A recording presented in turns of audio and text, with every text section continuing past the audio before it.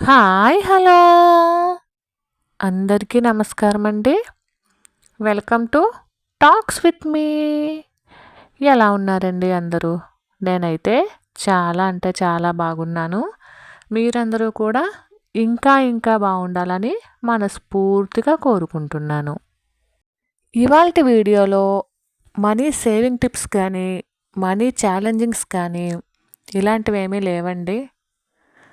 Money పరంగా అంటే అస్సలు ఎటువంటి ఆదాయం లేనటువంటి గృహిణులకి ఏ విధమైనటువంటి గౌరవం ఉంటుందో, అలానే ఈ రోజుల్లో ఆదాయం లేని మహిళలని ఇంట్లో వాళ్ళే ఎంత చులకనగా చూస్తున్నారో అనేది ఒక చిన్న స్టోరీ రూపంలో మీ ముందుకైతే తీసుకొస్తున్నానండి. ఈ స్టోరీ ఎవరికైనా నచ్చితే ఒక చిన్న లైక్ ఇవ్వండి, లేదంటే ఇక్కడితో వదిలేసేయండి. మరైతే ఇంకా ఆలస్యం కాకుండా టాపిక్లోకి అయితే వెళ్ళిపోదాము. దానికంటే ముందు ఈ ఛానల్ని ఎవరైనా ఫస్ట్ టైం చూస్తున్నట్లయితే ప్లీజ్ అండి సబ్స్క్రైబ్ చేసుకోండి. అలానే ఈ ఛానల్లో ఉన్నటువంటి వీడియోస్ మీ అందరికీ నచ్చినట్లయితే ఒక చిన్న లైక్ ఇవ్వండి. మీ సజెషన్స్ని నాకు కామెంట్ రూపంలో అయితే తెలియజేయండి. కొత్త ఉదయంలో సరికొత్త ఆశలతో మరో రోజులోకి మనందరికీ స్వాగతం అండి.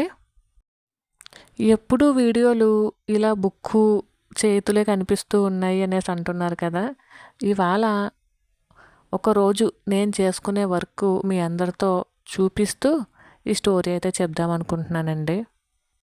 అందరిళ్ళల్లో చేసుకునే పనులే, అలానే అందరిళ్ళల్లో ఉండే గొడవలేనండి. అంటే అందరికీ ఇలానే ఉండాలని ఏమీ లేదు. ఇది ముగ్గురు తోటికోడలకు సంబంధించినటువంటి స్టోరీ అండి. ఇందులో మొదటి తోటికోడలు వచ్చి తనకున్నటువంటి చిన్న బిజినెస్ని అయితే చేసుకుంటూ ఉంటుంది. మధ్యలో ఉన్నటువంటి తోటికోడలు అంటే తను +2 తర్వాత మ్యారేజ్ అయిపోయిందండి. తనకి చదువుకోవాలని ఉన్నా వాళ్ళ ఇంట్లో చదివించేంత స్తోమత లేకపోవడం వలన తర్వాత పెళ్ళయిన తర్వాత ఇటు అత్తింటి వారికి కూడా తను బయటికి వెళ్ళడం ఇష్టం లేక చదువు అయితే ఆపేసింది. ఇక మూడవ తోటికోడలు బాగానే చదువుకుంటుందండి. తను పెళ్ళయిన తర్వాత కూడా చదువుకుని జాబ్ అయితే సంపాదించింది. 3 కప్పులు ఒకే చోట నిలవవు అంటారు కదా. బహుశా ఇలాంటి గొడవలే వస్తూ ఉంటాయేమోనండి. అంటే ఇక్కడ పెద్ద గొడవలు ఏమీ లేవు. పెద్దమ్మాయి వచ్చేసి వాళ్ళ అక్క కూతుర్నే చేసుకునిందండి. అదే అబ్బాయి అక్క కూతుర్నే చేసుకున్నాడు. రెండవ అమ్మాయి వచ్చేసి బయట అమ్మాయి అండి. మూడవ అమ్మాయి వచ్చేసేసి మనవరాలనే చేసుకున్నది తను కోడలి కింద.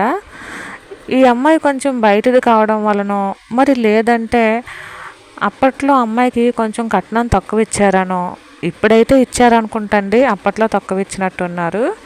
దాని వలన కొంచెం చులకనగా చూసేవారు అన్నమాట. అంటే పెద్ద కోడలు కూడా పెద్దగా ఏమీ చదివేసుకోలేదండి. చదువుకోకపోయినా తను తన కాళ్ళ మీద నిలబడి తనంటూ ఏదో ఒక చిన్న వ్యాపారం స్టార్ట్ చేసి, అంటే అందరూ మంచివాళ్ళు, ఇందులో ఎవరు చెడ్డవాళ్ళు ఏం కాదు, మంచిగా తను ఎర్నింగ్ అయితే స్టార్ట్ చేసుకునింది.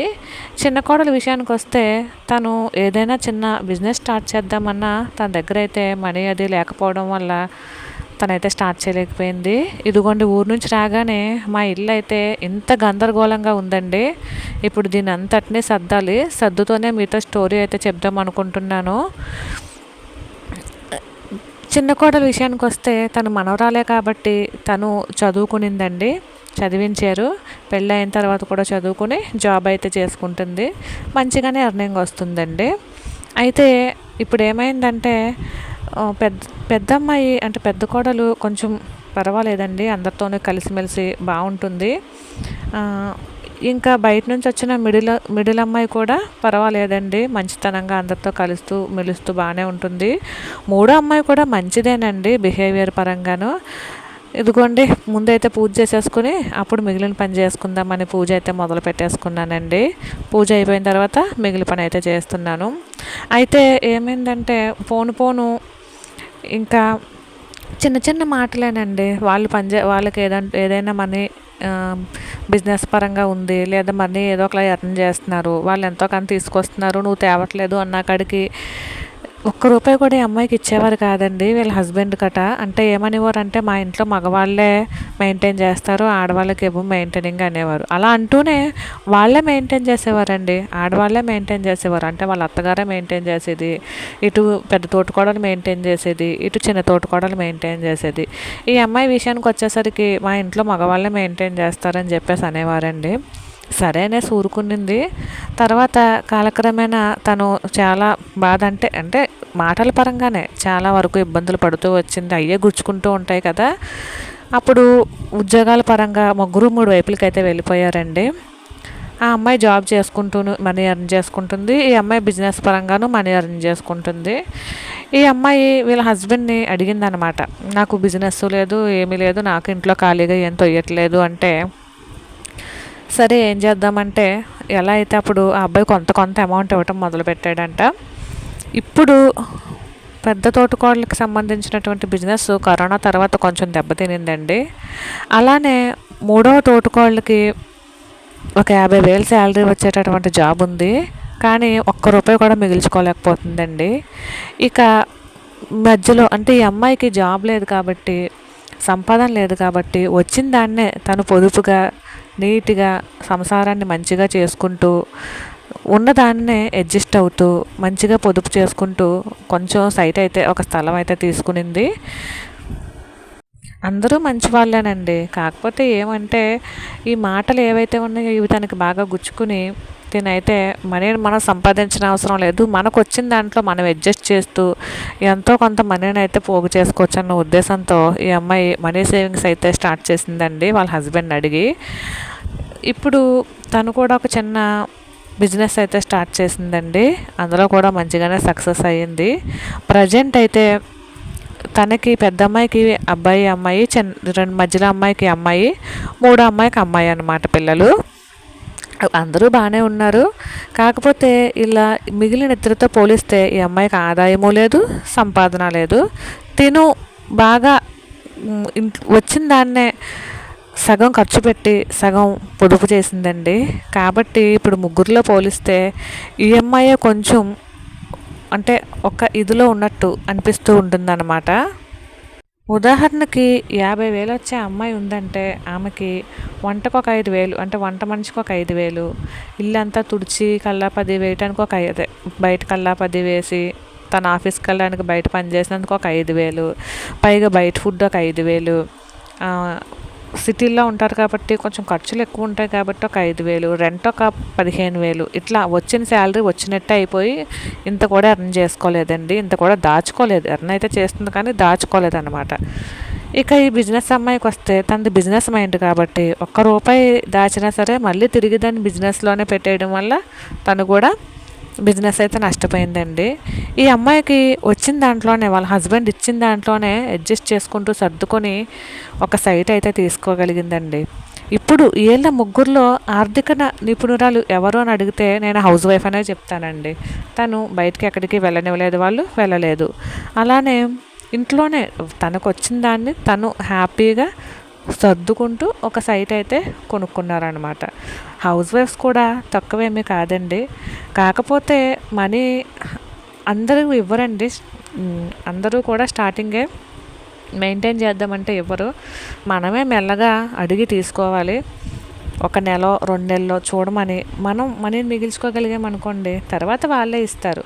కనీసం వాళ్ళకు వచ్చిన అమౌంట్లో సగమైనా ఇచ్చారనుకోండి, తర్వాత వాళ్ళే మిగిల్చి మనకి చూపించినప్పుడు మనకే అమ్మో మనమే మిగిల్చుకుంటున్నాం కదా అని చెప్పేసేసి వాళ్ళు మనకి ఇస్తారనమాట.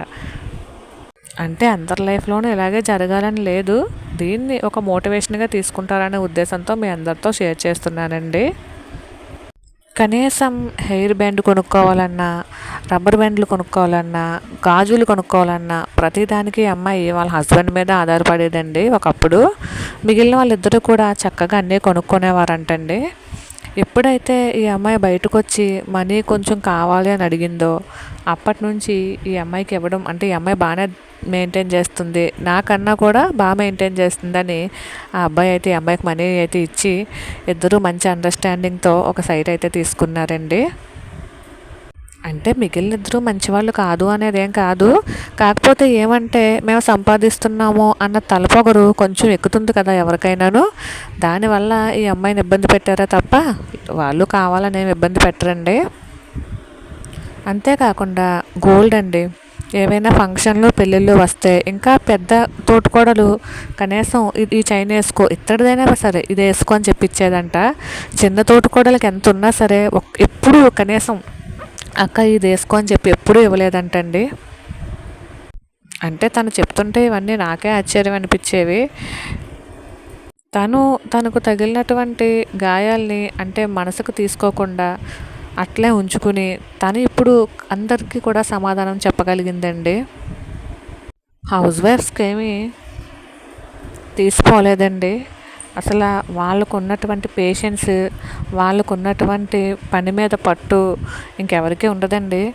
ఇప్పుడు ఉద్యోగం చేస్తున్నారండి, వాళ్ళు ఏముంది ఒక 5,000 ఎట్టి పనామని పెట్టుకుంటారు, పని మొత్తం ఇల్లు వాకిలి తోడవటానికి, లేదా 5,000 ఎట్టి వంట చేయించుకుంటారు, లేదా 10,000 ఎట్టి బయట తింటారు. ఇవన్నీ కూడా హౌస్ వైఫే చేస్తుంది కదా.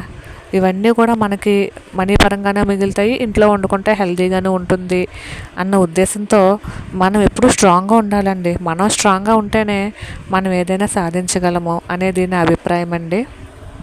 ఇప్పుడైతే ఇదిగోండి కర్రీ అయితే చేసేసాను. శుభ్రంగా కర్రీ అంటే వంకాయ కర్రీ చేశానండి. ఇవాళ వంకాయ కర్రీతో శుభ్రంగా లంచ్ అయితే చేసేసాను. ఇప్పుడైతే ఈ బట్టలు మడత పెట్టాలండి. వామ్మో, ఈ బట్టలు మడత పెట్టడం అంటే నాకు ఎంత చికాకోనండి, కానీ తప్పదు కదా, మడత వేసేస్తున్నాను. బట్టలు అయితే మడత వేసేసి కొంచెం రైస్ తినేద్దామని చెప్పేసి రైస్ అయితే తింటున్నానండి, వంకాయ కర్రీ వేసుకుని. దీనికి మంచి కాంబినేషన్ ఏంటంటే ఉల్లిపాయలండి. ఈ విధంగా ఉల్లిపాయలు పక్కకు పెట్టుకుంటే మంచి కాంబినేషన్ అండి.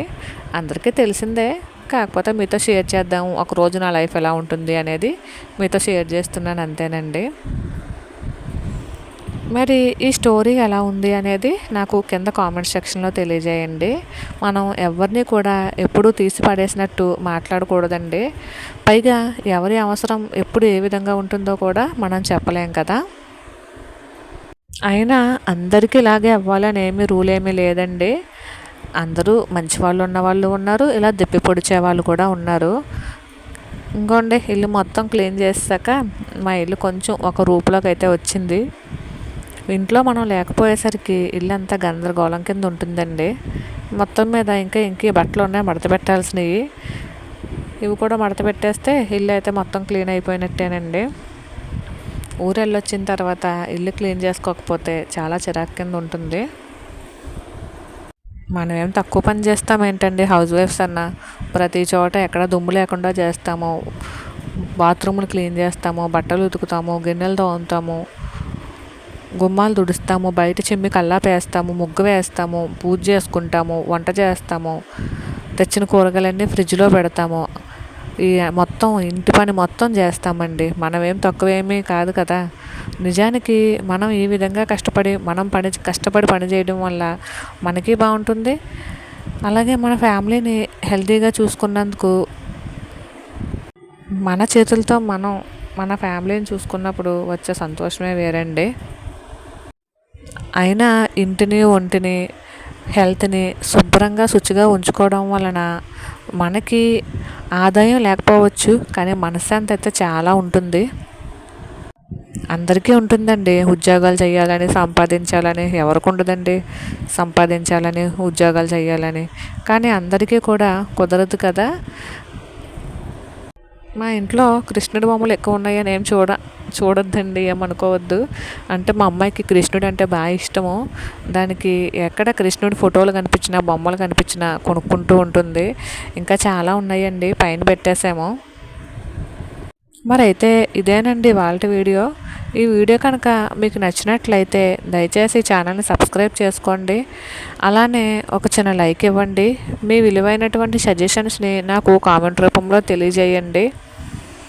ఈ స్టోరీ ఎలా ఉన్నది అనే విషయం కూడా నాకు మీరు ఒక కామెంట్ అయితే తెలియజేయండి. మరి అయితే ఉంటానండి. Thank you for watching. Bye.